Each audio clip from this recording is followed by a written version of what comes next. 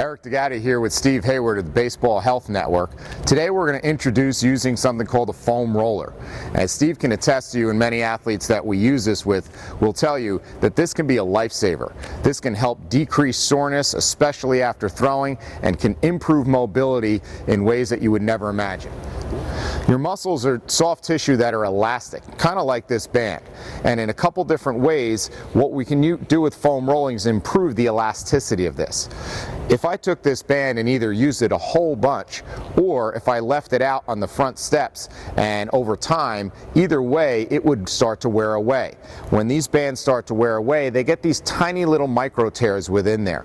That starts to weaken the band and it starts to lose some of its elasticity. Your body has a similar type of reaction through breakdown, through use or lack of use.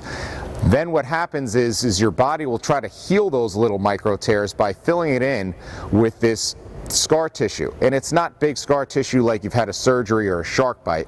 This is something that you wouldn't see. It's on the microscopic level, but nonetheless, it would be like if I try to fix the micro tears in this band by putting duct tape around it. That duct tape is not going to stretch as well. It's also not going to snap back as well. So I'm going to lose some of my mobility as well as my force production.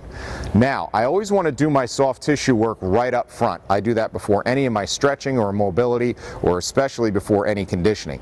If you can imagine if I took this band and I put it in a knot. Now, some people will call these knots or adhesions or trigger points, whatever you want to call it. Either way, I have this restriction within the tissue. If I want to go stretch it or move it, I might actually make that knot even tighter in relationship to it.